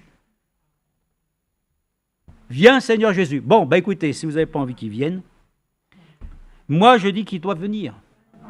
Et il doit réellement venir bientôt. En tout cas, c'est notre souhait. Ainsi il est dit, maintenant c'est une belle leçon, l'Exode, que nous avons pris à leur congé des enfants d'Israël. Comment appelait-on Israël avant qu'il n'y eût un nom d'Israël? Qui peut répondre dans la classe? Fabanam, c'était une classe, c'était une école du dimanche. Alors moi, je vous pose la question. Qui peut répondre dans la classe? Comment appelait-on Israël avant qu'il n'eût ce nom d'Israël? Qui était Israël avant qu'on ne lui donnât, avant qu'il lui ait fût donné ce nom spirituel? Maintenant, quelqu'un qui n'est pas prédicateur, j'ai vu un prédicateur lever la main, très bien. Quelqu'un en dehors de vous, les prédicateurs, quelqu'un dit, Joseph, je viens de le lire juste avant. Quel était le nom d'Israël avant? Merci, c'est pas compliqué quand même. C'est Jacob. Il le dit, et c'est juste. Et qu'est-ce qu'il a fait pour qu'il reçoive ce nom spirituel? Quelqu'un a dit, un frère a dit, il a été vainqueur de l'ange. Il a lutté avec lui et il dit, je ne laisserai point aller jusqu'à ce que tu m'aies béni. Oh là là, vous voulez un nom spirituel ce soir? Saisissez-vous simplement du Saint-Esprit et dites, Seigneur, je ne quitterai pas ce tabernacle que tu m'aies béni. Et les choses vous paraîtront différentes lorsque vous partirez. Soyez simplement aussi déterminés que Jacob et vous recevrez une bénédiction. Amen. Alléluia. Oh, je continue. Et regardez, il frappe à la hanche et Jacob marcha différemment. Amen. J'espère que cela vous touche au plus profond de vous-même. Lorsque vous luttez avec Dieu, après cela, vous marchez différemment. Bon, il est dit. Alors, de l'autre côté du ruisseau, la petite rivière, il était un homme fort et grand, un rétrograde, cependant loin de Dieu, fuyant devant son frère, fuyant devant Dieu, mais corpulent et robuste. Et de l'autre côté du ruisseau, il était un prince qui boite. Tu es prince devant Dieu parce que tu as la puissance avec Dieu comme un prince boiteux, et il a boité toute sa vie, comme Dieu fait les choses. N'est-il pas merveilleux? Maintenant, les patriarches, nous les avons laissés hier soir en Genèse, où les 4 derniers, à qui Dieu avait donné sa promesse, étaient Abraham, Isaac, Jacob, Joseph, la divine, qu'était-ce? Hier soir, nous avons trouvé en Abraham, oh frères et sœurs, regardez l'Église, comment elle peut trouver ainsi à travers l'Ancien Testament, qui n'est pas inutile. Elle est l'ombre des choses à venir. Alors il est écrit, nous avons trouvé en Abraham l'élection. Ça, c'est pour l'Église chrétienne. Avons-nous été élus avant la fondation du monde? Éphésiens, chapitre 1. Nous avons été élus avant la fondation du monde, prédestinés dans son amour à des œuvres préparées d'avance. Et il nous a aussi glorifiés. Et pour ça qu'il est écrit, nous avons le gage, alléluia. Et nous avons été scellés jusqu'au jour de notre rédemption. Le sceau de Dieu. Oh, nous pourrions parler de ça parce qu'ensuite, Frère Madame parlera du sceau de Pâques. Et il parlera comment les choses ont été à Goshen. Oh là là, l'image même de l'histoire d'Israël. Ils célèbrent la Pâque. Ils célèbrent ainsi leur sortie de l'Égypte. Et puis nous, lorsque nous voyons cela, le Seigneur vient au milieu de cette Pâque qu'il a voulu célébrer avec ses disciples. Et au milieu, il instaure la Sainte Seine. Rappelant ainsi que ce pain que nous mangeons, c'est sa chair. Que le vin que nous buvons, c'est son sang. Amen. Il institue ainsi les règles de la nouvelle alliance. Oh, frères et sœurs, c'est merveilleux. Et eux, ils rappellent ainsi qu'ils sont sortis du pays de la servitude, mais ils sont toujours asservis. Tandis que le Seigneur, lui, nous a réellement sortis, frères et sœurs, de la servitude, du péché, qui était ainsi typifié, malheureusement, par la loi, et qui reste encore aujourd'hui une loi qui les condamne. Mais s'il est dit, Abraham, l'élection pour l'Église chrétienne d'aujourd'hui, l'élection, en Isaac, la justification. Et en Jacob, la grâce. Vous devez croire en la grâce. Si vous avez lu la vie de Jacob, vous devez voir que c'était une élection et une vocation, parce que, oh, les choses que ce garçon a faites, mais cependant Dieu l'a béni. Dieu lui a dit ce qui allait arriver quand il l'a appelé, mais vous remarquez après qu'il ait lutté avec l'ange, les choses ont commencé à paraître différentes. Alors lorsqu'il est arrivé devant Pharaon, il dit « Mon pèlerinage a été d'autant d'années, Dieu lui avait fait savoir qu'il était seulement un pèlerin. » Amen. Voyez-vous, nous sommes pèlerins ici-bas. Nous avons un point commun. Nous ne sommes pas chez nous ici-bas. Nous n'habitons pas ainsi à demeure permanente. Nous attendons, frères et sœurs, écoutez, que le bail cesse. Nous en avons assez, n'est-ce pas? Mais nous continuons. Alors il dit, et alors en Joseph, vous avez la perfection. Remarquez 3 étapes, la justification par la foi, la sanctification par le sang et le baptême du Saint-Esprit. Ça, c'est 3 choses, hein. L'Église est... Tout est là. Donc, remercions le Seigneur qui nous y amène tranquillement, n'est-ce pas? Alors la perfection, l'état glorifié, la Bible dit ceux qu'il a justifiés. Il s'adresse à ceux qui sont spirituels. Il les a aussi glorifiés. Est-ce juste? Celui qu'il a justifié, si donc il nous a justifiés, nous allons déjà être glorifiés dans son état. Pas il glorifiera, il a glorifié. Dites, c'est profond, n'est-ce pas? Mais c'est ce que dit l'Écriture. Alléluia. Alors oui, ce que dit l'Écriture est toujours pour nous une chose merveilleuse. Une question m'a été posée hier, enfin c'était avant-hier, mais par quelqu'un, pas d'ici en tout cas. Il dit, oui, mes frères, quand il y a justement un service d'inhumation, certaines choses nous sont proposées par les services des pompes funèbres. Oui, alors ça c'est eux qui te proposent, mais qu'est-ce que Dieu nous dit? Il dit, mais oui, parce que la crémation et tout. Bon, alors, je lis simplement. Alors vint Abraham avec une promesse, Sarah mourut, il l'entoura près de Job, il acheta une parcelle de terrain, il l'enterra. Lorsqu'Abraham mourut, il reposa auprès de Sarah. Et il est dit ainsi aussi que lorsqu'ils sont partis vers le pays promis, Joseph avait dit, ramenez mes os avec moi. Bon, donc nous voyons bien que beaucoup se tracassent sur ces choses. Faisons comme Dieu l'a dit, quoi. Poussière que tu es, tu retournes à la poussière. Donc beaucoup de gens se posent, est-ce qu'il faut que je sois brûlé? Écoutez, Jeanne d'Arc, elle a été brûlée, c'est pas de son fait, c'est l'évêque Cochon qui l'a brûlée. Et après, Frère Branham dit que, comme ils ont reconnu après que c'était une sainte de Dieu, alors c'est Cochon qu'ils ont ensuite jeté à l'eau. Comme dire, pour se donner bonne conscience. Ouais, ça, ce qui est important, bien sûr, que ceux qui ont même péri brûlés ou n'importe quoi, ce n'est pas de leur fait. Mais pour nous-mêmes, frères et sœurs, nous remercions le Seigneur. Bon, nous pouvons ainsi, nous venons de la terre, nous retournons à la terre. Donc j'ai dit en moi-même, il n'y a pas besoin de chercher compliqué. Faisons les choses telles que Dieu nous a faites. Bon, alors, il est dit ici, Joseph, lorsqu'il mourut, il dit maintenant, mettez mes os ici, dans un cercueil, mais ne m'enterrez pas ici, ne m'enterrez pas dans ce pays, emmenez-moi là-bas et enterrez-moi là en terre promise. Enterrez-moi là-bas. Voilà pourquoi nous le disons, heureux ceux qui meurent dans le Seigneur. Ils se reposent. Et ils attendent le jour glorieux de la résurrection. Amen. Donc, c'est merveilleux. Enterrez-moi là-bas pour ce qui est de la chair, laissons les choses ainsi. Pourquoi il dit, Dieu vous visitera un jour, je vais laisser mes os ici pour représenter quelque chose, juste comme Joseph laissa ses os, ainsi Jésus laissa une tombe ouverte. Amen. J'ai trouvé ça merveilleux. Parce que la tombe, elle est vide là-bas. Un ange a roulé la pierre, et comme il a été dit déjà, expliqué, tout était bien rangé, ça voulait dire que tout était accompli, que les choses sont là. Il est vide, le tombeau. Et lui, il fait une comparaison, ça c'est bien Frère Branham, n'est-ce pas, en disant que quand la tombe ainsi de Joseph, les os étaient partis, la tombe était vide, la perfection. Christ ressuscité, la perfection d'une œuvre de salut et de grâce. Vivant, il m'aima. Mourant, il a mis ainsi son amour réellement en réalité. Ressuscitant, il m'a ressuscité avec lui. Enfin, revenant, je crois que nous sommes avec lui aussi. Donc c'est important que nous puissions le voir ainsi. L'heure avance et je voudrais lire ici.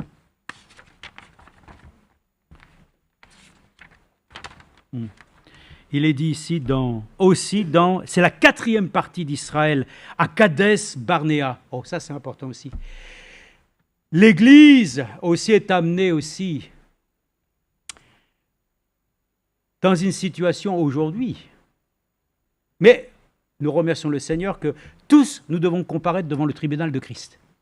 Mais Romains 8, 1 dit, il n'y a plus de condamnation pour ceux qui sont en Jésus-Christ. Et lorsque nous avons été instruits de Dieu, il nous a dit que ceux qui comparaîtront, la lettre de condamnation est déchirée. Bon, donc, toutes ces choses élémentaires font que l'Église, elle est sauvée aujourd'hui. Et la question était, est-ce que l'Église passera par la grande tribulation?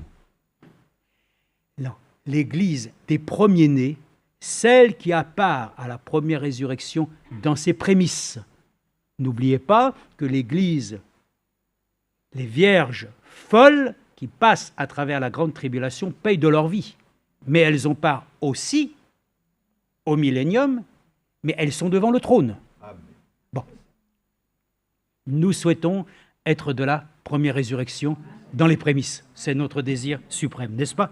Donc, nous remercions le Seigneur pour cette grâce qu'il nous fait de nous attendre à ça. Donc, il est dit, maintenant, je ne sais plus ce que je voulais dire. Bon, c'est pas grave, je vais dire. Maintenant, nous avons eu 3 étapes. Il y a 3 étapes du voyage. Amen. Nous sommes en voyage ici-bas. Et il y a 3 étapes du voyage.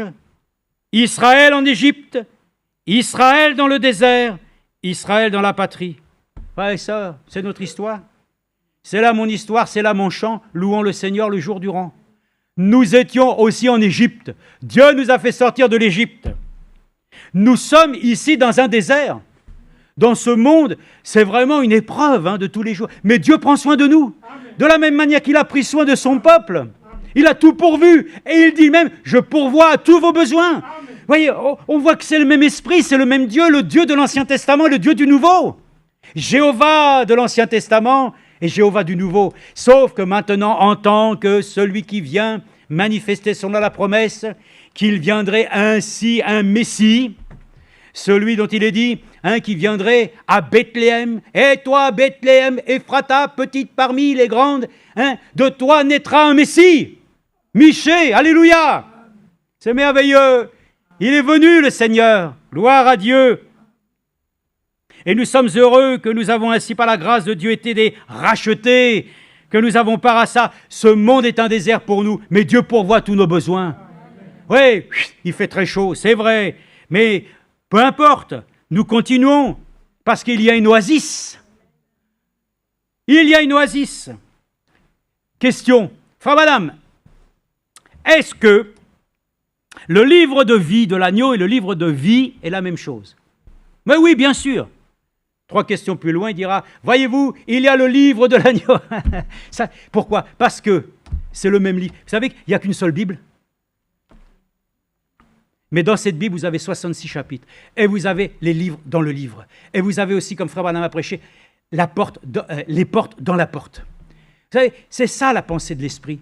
C'est qu'à un moment donné, Frère Branham a pu le montrer. Oui, il dit c'est le même livre, dans la mesure où nous trouvons les choses dans la Bible, où nous trouvons réellement ceux dont les noms ne seront jamais effacés, et vous avez aussi les noms dont ils seront effacés. Mais dans le livre de vie de l'agneau, les noms ne peuvent pas être effacés. Donc ça ne peut pas être la même chose, n'est-ce pas? Dans le sens qu'il y a une église élue et prédestinée pour être l'épouse, et il y a l'église, malheureusement, qui est l'église, celle qui sera les servantes. Donc nous avons ainsi, frères et sœurs, des concubines. C'était marqué ainsi dans cela. Oui, Salomon avait 1000 concubines, mais il avait une femme. Nous croyons que Dieu a une épouse, une femme, qui bientôt l'appellera son mari. Donc nous sommes très heureux, frères et sœurs. Oui, il y a beaucoup d'appelés, peu d'élus, mais nous sommes les élus. L'église du Dieu vivant aujourd'hui. L'église pour notre temps, c'est l'église élue. C'est l'église des premiers-nés, c'est l'église épouse, c'est l'église parole, c'est l'église message. Pas message au sens que nous entendons souvent. Mais il dit en tout cas, il y a 3 phases. Et Israël dans sa patrie, frère et sœurs, bientôt nous serons dans la cité céleste. Nous aurons, par la grâce de Dieu, enfin rejoigné le cocon familial. Oh, frères et sœurs, après que nous avons eu un père, nous aurons bientôt une mère qui nous accueille, parce que Jérusalem, la nouvelle Jérusalem, elle est notre mère. Très bien alors, pour presque terminer, très bien, nous trouvons alors, en reprenant l'Église, pour un petit aperçu, c'est ce que j'ai voulu faire, un petit aperçu, nous avons découvert que Dieu promit à Abraham qu'il le sauverait. Il lui donna une promesse inconditionnelle, une alliance inconditionnelle qui le sauverait lui et sa postérité. Amen. C'est ce que le Seigneur a fait pour nous. Il nous a fait une promesse, je vous enverrai Yeshua, un Messie qui viendrait. Oh, pas simplement un niveleur des inégalités, pas un être qui viendrait simplement, comme un bon politicien, essayer de pouvoir ainsi nous enseigner les méthodes pour essayer d'être le plus juste. Non, lui il est venu et il a vaincu le péché. Il a vaincu le mal. Et il est venu ainsi pour nous accorder sa parole qui nous libère. Ainsi il dit, oui, il donna une promesse inconditionnelle, une alliance inconditionnelle qui le sauverait, lui et sa postérité. Par toute sa postérité, oui, mais sa postérité promise. Isaac, Abraham avait 11 fils, vous savez, mais un seul d'entre eux était le fils promis, à travers Isaac. C'est la raison pour laquelle Paul dit dans Romains, le 9e chapitre, que tous ceux d'Israël ne sont pas Israël, mais à travers Isaac sera nommé pour toi une postérité. Alors allez voir maintenant la généalogie de Jésus-Christ. Nous verrons d'où il vient. Bon, nous savons qu'il a été suscité de notre Dieu, mais selon la chair, il est de la généalogie, amen, de ceux qui sont ainsi, non pas simplement nos ancêtres, mais de ceux qu'il a prédestinés, amen, pour être de la lignée d'Abraham. Ah, nous sommes reconnaissants aujourd'hui. Nous remarquons Christ. Alors là, ça c'est bon. Nous remarquons. Oh non, je n'ai pas fini. C'est la raison pour laquelle Paul dit dans Romains, au 9e chapitre, que tout Israël ne sont pas Israël, mais à travers Isaac sera nommé pour toi une postérité. Maintenant, alors Dieu, à travers Isaac, représente Christ. Nous remarquons Christ, il était en Abraham, Christ était en Isaac, Christ était en Jacob, Christ était en Joseph, Christ était en Moïse, Christ dans tout l'Ancien Testament, tous. Si nous avions le temps, il y a 7 ans, la semaine passée, et non, nous n'avons pas le temps. Non, nous n'avons pas le temps, et c'est pour ça que nous allons ainsi dire encore une chose, simplement pour vous montrer comment l'Esprit de Dieu travaille puissamment pour dire. Et il dit que nous sommes dans un monde, et je termine en vous disant que le livre des Hébreux, il y a un livre des Hébreux. Donc, Hébreux, ça veut dire le livre de ceux qui aujourd'hui, l'Église d'aujourd'hui, elle a la foi. C'est exactement la même chose que nous trouvons donc en parallèle. Abraham eut foi en Dieu. Donc le livre des Hébreux, voyez-vous, vous trouvez exactement la concordance lorsque nous lisons l'histoire même de ce que nous venons de lire ici. L'Église aujourd'hui, c'est une Église qui doit recevoir la foi pour l'enlèvement. Alors, si vous étiez dans certaines assemblées, ça serait le moment pathétique pour vous dire, et la foi pour l'enlèvement, c'est la doctrine de ce que vous voulez. Nous n'en voulons aucune particulière. Nous voulons que la foi soit la parole de Dieu qui en nous aura accompli son œuvre, au point que Dieu ayant commencé, il l'achèvera. Comme le principe que nous avons lu, justification, sanctification, baptême du Saint-Esprit, soyons remplis d'esprit, pas de vin, mais soyons remplis, frères et sœurs, de toute la connaissance de Dieu. Et celui qui est sanctifié continue à se sanctifier. Et celui qui peut dire encore aujourd'hui, « Oh, Dieu m'a justifié, demain encore il me justifiera. » Et si nous avons offensé Dieu, si nous avons ainsi omis de lui rendre gloire comme nous devons, alors nous avons encore un avocat auprès du Père ce matin qui intercède en notre faveur. Un jour, un frère à Crefeld m'avait dit, « Non, frère, ce n'est plus le temps de l'avocat. » Oh là là, j'étais plus jeune. J'avais moins. Ah bon? Mais j'ai dit, pour moi, il reste mon avocat. Puis c'est tout. Voilà. Voilà. Et c'est un avocat sérieux qui défend une cause par laquelle, ainsi, lorsqu'il va ainsi devant l'ennemi, il dit, l'affaire est réglée pour lui. Amen. Donc c'est merveilleux. Alors il dit simplement que nous sommes aussi dans un monde aujourd'hui où le diable essaie de nous affaiblir. Il essaie de nous faire perdre la foi. Donc je termine en disant simplement, Frère Branham dit, tout comme Jésus allait dans le désert pendant 40 jours, et lorsqu'il en sortit, lui, Jésus, Satan le rencontra juste sur son point faible. Je ne savais pas que Jésus pouvait avoir un point faible. Mais en fait, il parle en tant qu'homme, en tant que fils de l'homme, en tant que celui qui était dans la chair. Il a souffert, il avait faim, et il dit, le rencontra juste sur son point faible, comme il le fit pour Moïse. Le point faible de Jésus était la faim. Il dit, si tu es fils de Dieu, ordonne que ces pierres soient changées en pain, ainsi de suite. Frères et sœurs, je remercie le Seigneur parce que nous l'avons entendu. Ayons faim et soif du Dieu vivant. Le diable, il voit tes faiblesses et il sait, c'est quand tu ne manges pas, c'est quand tu ne te nourris pas des choses qui est la substance divine, qui est portée dans ton sang, et frère Madame disait, l'hémoglobine, la vie de Dieu.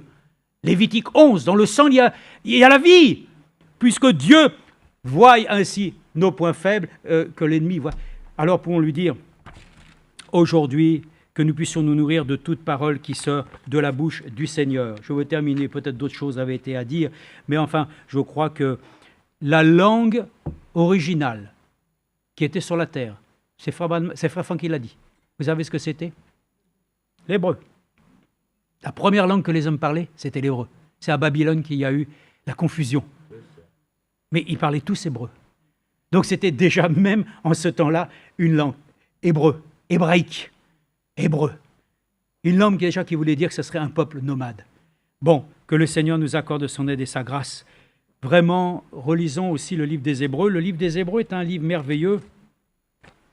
Ah oui, c'était ça. Oh là là, excusez-moi, non, je m'excuse. C'était ça, je cherchais dans l'autre côté, mais je lis ça vite fait. Voilà, écoutez, concernant les Israélites. Cela ne fait pas d'eux des Israélites. Maintenant, regardez, que typifiez-vous, frère Branham? Je typifie l'Église. Tous ceux qui confessent Christ ne sont pas des chrétiens. Tous ceux qui vont à l'Église ne sont pas des chrétiens. Tous ceux de la postérité d'Abraham n'étaient pas et n'avaient pas la promesse, c'était une semence élue. Voilà la promesse. Et la promesse avait été annoncée à Abraham, et les élus de Dieu étaient prédestinés avant la fondation du monde. Voyez-vous, remarquez, nous sommes une Église prédestinée. Soyons reconnaissants à Dieu, afin que nous puissions le dire, pas dans le reste des Juifs, mais en Isaac. Christ est venu à travers Isaac, c'était la postérité d'Abraham, c'était Christ. Et alors la postérité d'Abraham, premièrement, n'était pas dans une semence sexuelle, c'était sa foi que Dieu reconnaissait. Et c'est par la foi en nous que nous croyons que la mort, l'ensevelissement et la résurrection de Jésus-Christ nous apportent la postérité d'Abraham. Et Abraham était circoncis comme un sceau de la promesse à sa foi. Maintenant, il ne l'a pas reçu du temps où il était circoncis. Il reçut la promesse avant qu'il soit circoncis. Amen. Bon, voyez-vous, l'Église typifiée remonte réellement déjà simplement au temps d'Abraham, la foi, la descendance, Isaac et toutes ces choses. Donc l'Église se retrouve aujourd'hui dans le livre des Hébreux, le livre de la foi. C'est par la foi qu'ils ont vaincu. Donc nous le disons, nous terminerons aussi, frères et sœurs, cette Église-là qui sera présentée. Elle va triompher par la foi. Car la foi qui triomphe du monde, qu'est-ce qui triomphe du monde? C'est notre foi. Amen. C'est écrit dans, je crois, 2 Jean ou 3 Jean. 3 Jean, je crois. Donc que le Seigneur nous bénisse. Je m'excuse, j'étais un peu plus long, mais que le Seigneur accorde ses bénédictions au nom de Jésus. Amen.